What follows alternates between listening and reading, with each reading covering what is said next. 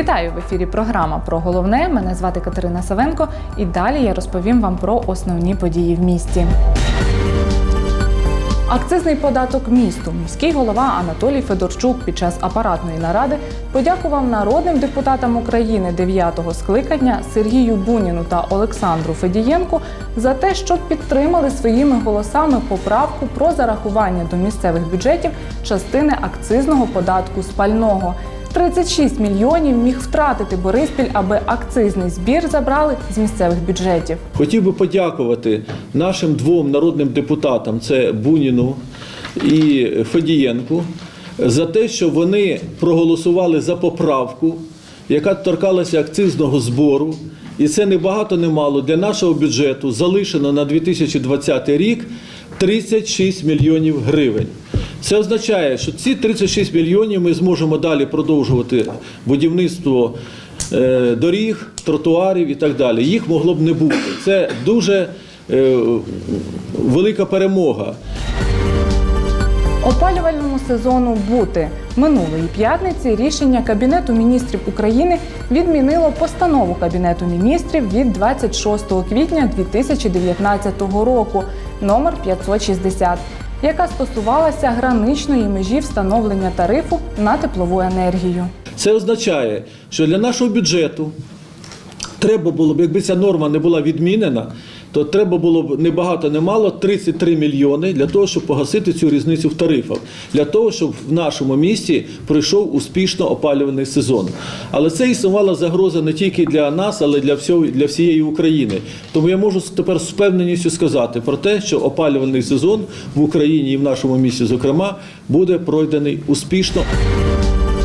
Шукав гриби і загубився. О 21-й годині 16 листопада до Бориспільського відділу поліції надійшло повідомлення про те, що в лісі у селі Килів загубився мешканець Борисполя 1939 року народження. Про це повідомив начальник Бориспільського відділу поліції Тарас Кравчук. Дідусь, який виявився почесним громадянином Борисполя, майже добу блукав хащами. На щастя, його знайшли живим і здоровим. Далі пряма мова. Проводили пошуки вночі, близько 4-ї їх закінчили, в 8-й годині знову підняли особовий склад, продовжили пошуки, слава Богу. Знайшли його, живого, здорового, неушкодженого, повернули до місця проживання. До проведення цих заходів було залучено більше 50 співробітників поліції, кінологи, також допомогли єгеря, які більше краще знають ці ліси. Знайшли його аж за Вороньковим.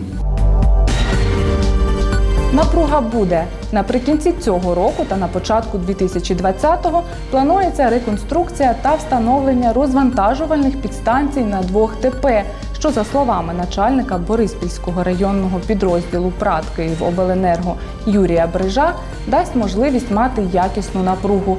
А вже завтра у зв'язку з ремонтними роботами у частині міста електроенергія буде відсутня. І завтра ми відключаємо лінію 10 кВт, Рогозів, вулиці Городня, Франка, Широка, Чернігівська, Сірова, Пушкіна, Незалежності, Білоозерська, Перемоги, Коцюбинського, Бежівка, Широка, Тургенєва.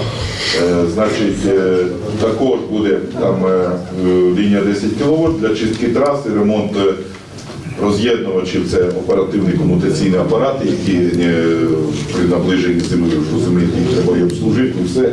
І для підключення розвантажувальної підстанції в районі вулиці Каховської, Сосюри, там у нас є ТП, яке завантажено 168.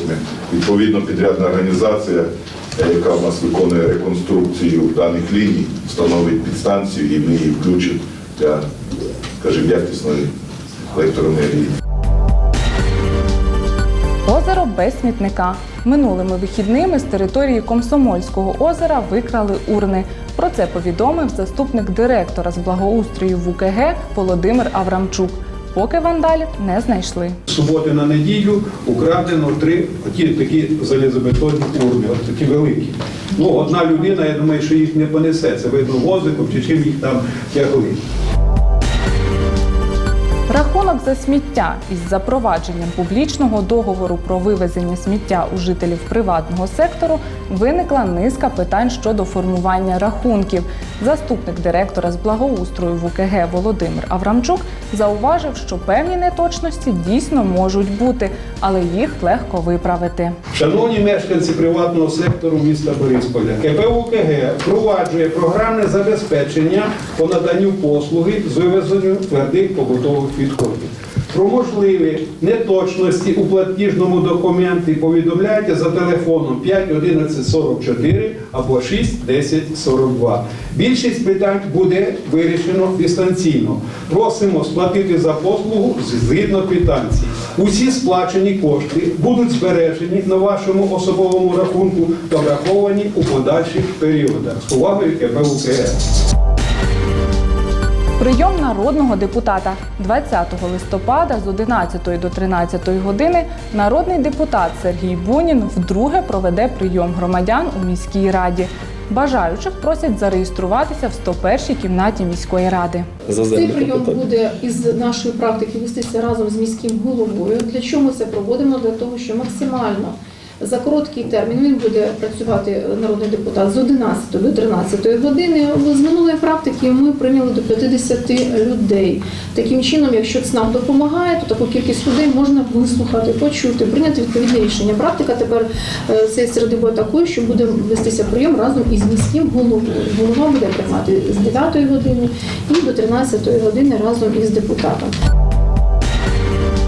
Ремонт у лікарні.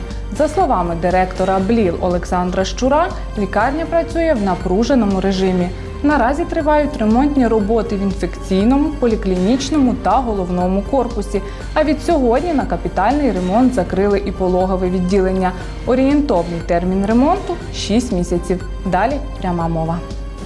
Буде працювати ургентна бригада.